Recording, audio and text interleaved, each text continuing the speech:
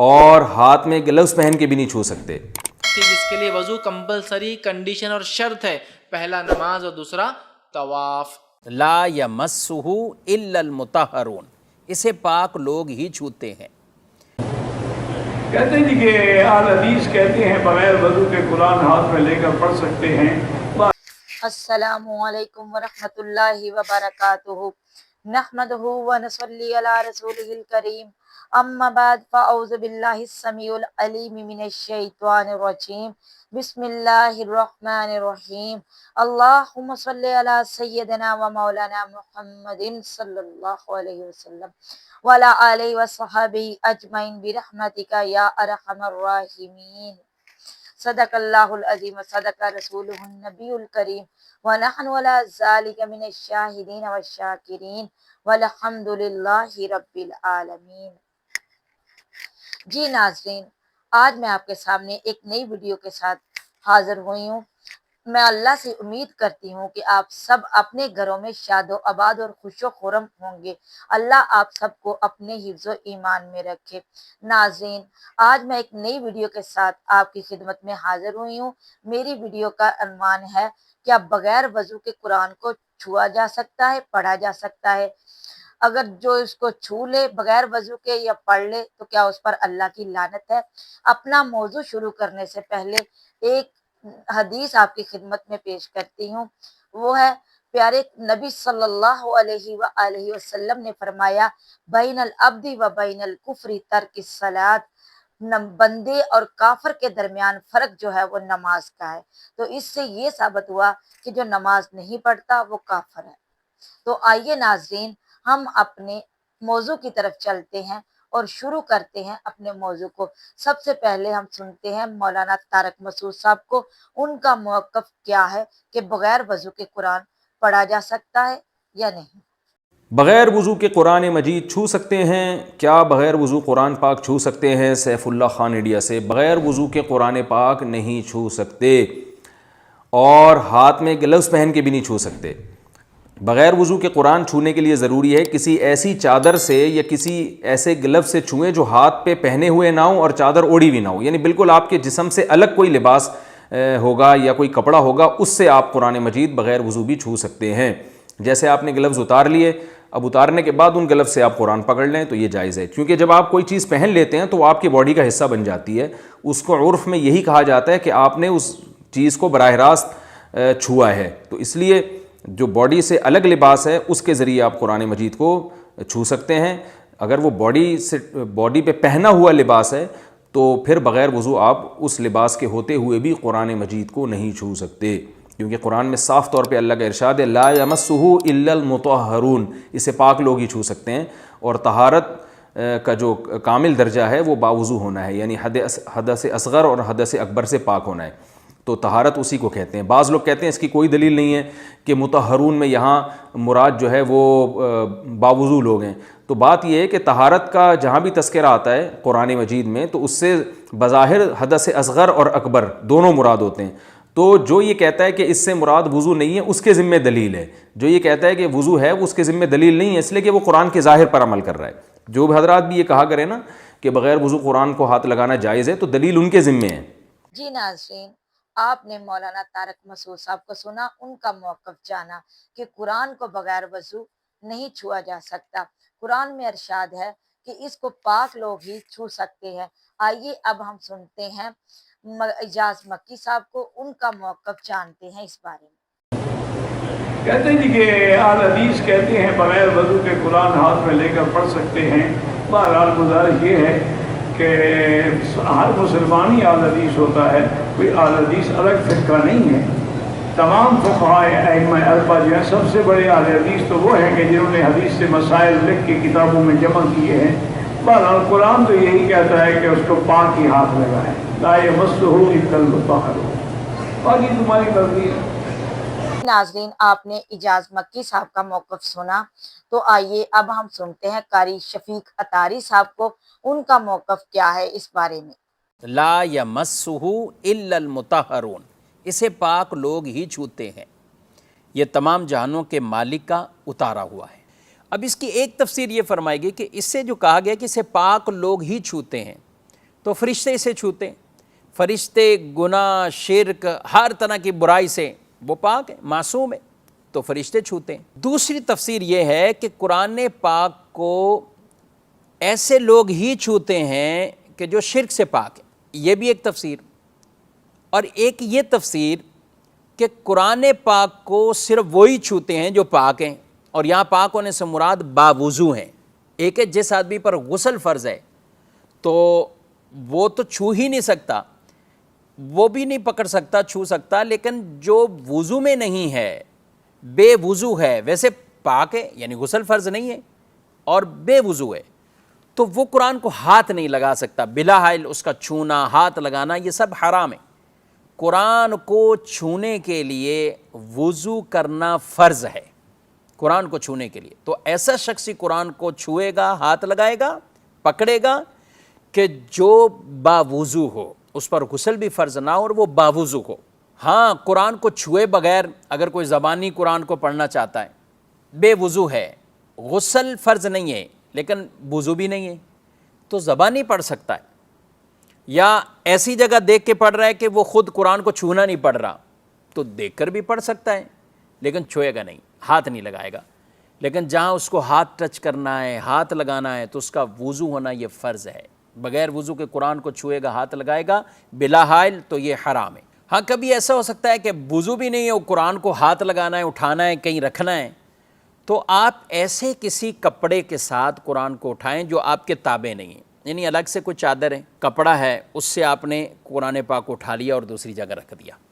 یا قرآن پاک کوئی الگ سے بالکل جیسے قرآن ہوتا ہے، پھر الگ سے ایک غلاف ہوتا ہے جو اس کے اوپر چڑھا ہوا ہوتا ہے، یہ ایسا غلاف جو قرآن سے الگ سے ہوتا ہے اور اس کے اوپر یعنی قرآن کے تابع نہیں ہے، تو وہ اگر ایسے لپٹا ہوا ہے تو پھر آپ ٹھیک ہے، پھر آپ اس کو اٹھا کر رکھ سکتے ہیں، یہ چھونے کی اجازت ہے.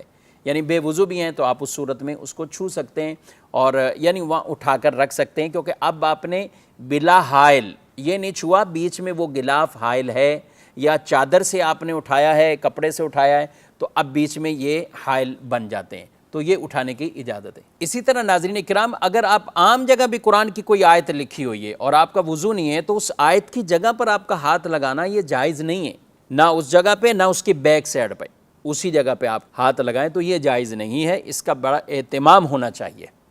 آج کل ہمارے موبائل میں باقاعدہ جو ایپ کے ذریعے یا موبائل میں قرآن پاک ڈاؤن لوڈ کر لیا، اب آئی پیڈ پہ ہو یا موبائل میں، تو ہمارے علماء کرام اس حوالے سے بھی ان کی دو آراء ہیں. بعض علماء یہی کہتے ہیں کہ اس میں بھی وضو کرنا فرض ہے، یعنی آپ یہ ٹچ کر رہے ہیں، قرآن کے صفحات کو آگے پیچھے کر رہے ہیں، تو وضو یہاں بھی کرنا فرض ہے. وہ اس کی اجازت نہیں دیتے کہ بغیر وضو موبائل یا آئی پیڈ، ٹیبلٹ وغیرہ میں آپ ایسے ٹچ کرتے جائیں. اور بعض علماء یہ کہ وہ کہتے ہیں کہ یہ چونکہ ایک شعائیں ہیں جو ظاہر ہوتی ہیں، اصل قرآن کے اوراق پر باقاعدہ وہ نہیں ہے، تو اس لیے وہ اس کی اجازت دیتے ہیں کہ یہاں پہ وہ حرام والا حکم نہیں آئے گا. البتہ دارالفتہ اہل سنت کا بھی یہی موقف ہے، اور بہتر ہم یہی کہتے ہیں کہ اگر موبائل سے بھی کوئی ٹچ کر رہا ہے تو وہ وضو کر لیں، یہ زیادہ اچھی بات ہے، بہتر ہے. اور البتہ کسی نے ٹچ کیا تو وہ گناہ گار نہیں ہوگا. جی ناظرین، آپ نے قاری شفیق اطاری صاحب کو سنا، ان کا موقف بھی جانا. آئیے اب ہم سنتے ہیں ڈاکٹر اسرار صاحب کو، ان کے دلائل کیا ہیں اس بارے میں. مثلا یہ کہ بغیر وضو کے آپ قرآن کو نہیں چھو سکتے، لیکن حفاظ کے لیے جو حفظ کر رہے ہوں یہ اجازت ہے کہ وہ بغیر وضو کے بھی، ان کا تو پورا دن رات اسی میں لگتی ہے. اب اگر ان کے جو وضو کی پابندی لگا دی جائے تو ریٹائرڈ ہو جائے گا ان کا وہ پروسیس. انہیں اجازت ہے، علماء نے اجازت دی کہ وہ بغیر وضو بھی قرآن کو ہاتھ لگا سکتے. تو گویا کہ ایک ضرورت کے تحت، ایک تعلیم کی ضرورت کے تحت ان آداب میں کچھ کمی کی جا سکتی ہے ان شرائط میں.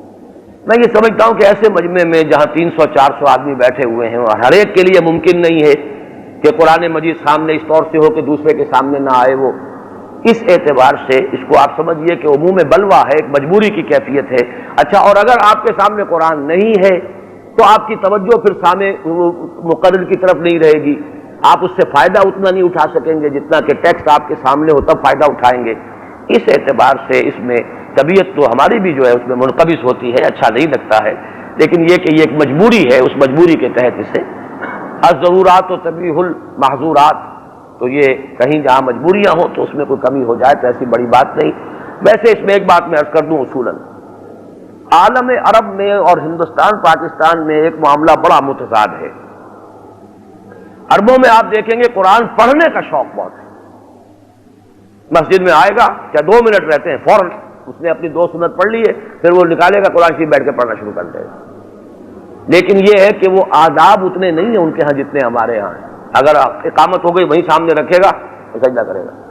کیا میں نے یہاں تک دیکھا مسجد نبی میں کہ جہاں جوتیاں رکھ دی جاتی ہیں وہ ستونوں کے ساتھ وہیں اوپر رکھ دیتے ہیں قرآن. لیکن یہ کہ پڑھتے ہیں. ہمارے ہاں ادب ہی ادب ہے, پڑھنا بڑھنا سب خلاص. یہ دونوں انتہائیں ہیں, ان دونوں سے بچنا چاہیے.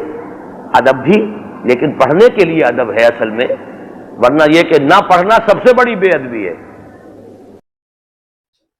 جی ناظرین, آپ نے ڈاکٹر اسرار صاحب کو سنا, ان کا موقف جانا. آئیے اب ہم سنتے ہیں ایڈوکیٹ فیض سعید صاحب کو, ان کا موقف کیا ہے اس بارے میں. دوسرا, اگر آپ چاہتے کہ نہیں بھائی سنت پہ عمل ہونا چاہیے اور ہونا بھی چاہیے اور مجھے تو آتی نہیں ہے, تو دوسرا کہوں گا یاد کر لیں.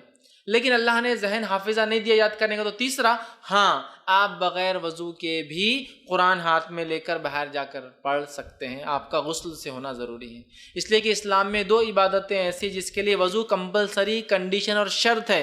پہلا نماز اور دوسرا طواف.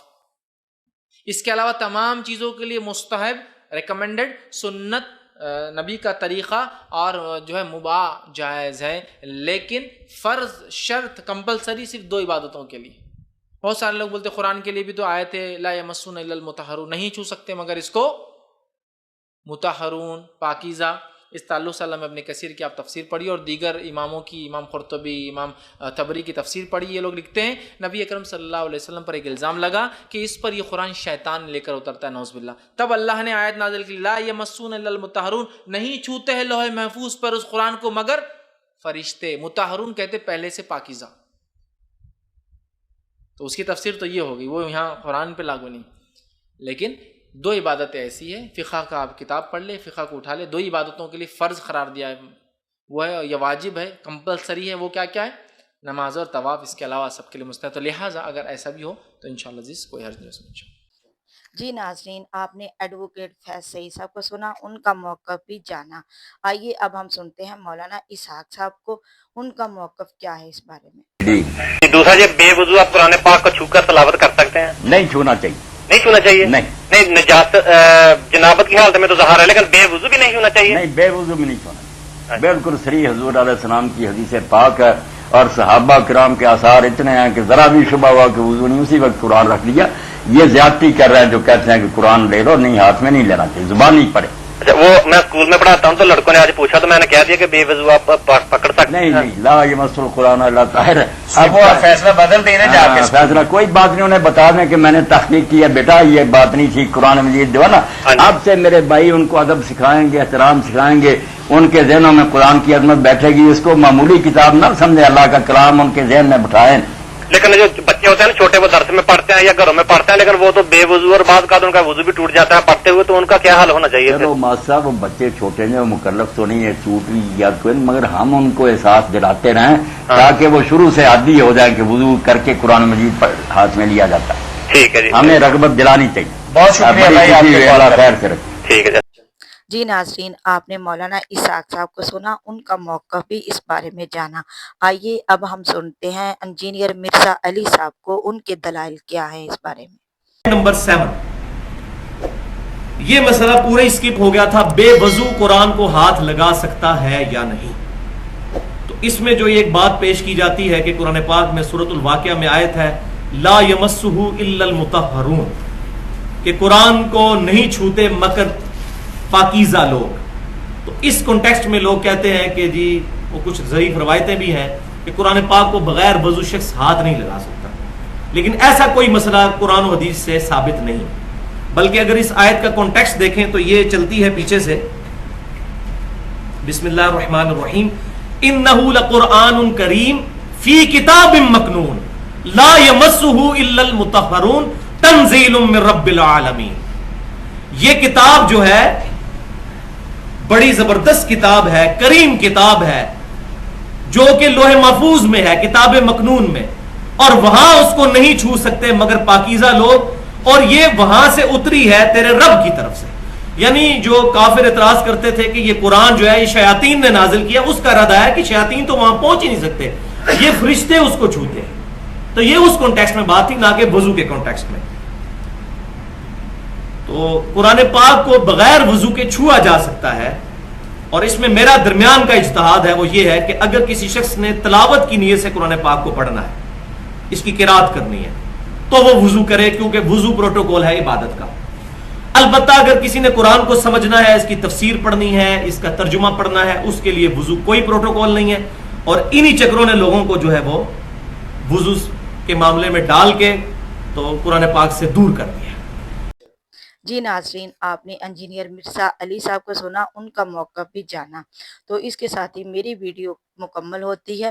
اللہ آپ سب کو اپنے حفظ و ایمان میں رکھے، آپ کی تمام مشکلیں اور پریشانیاں اپنی رحمت اپنے فضل سے حل فرمائے. وآخر دعوانا الحمدللہ رب العالمین. ملتے ہیں ایک نئی ویڈیو میں.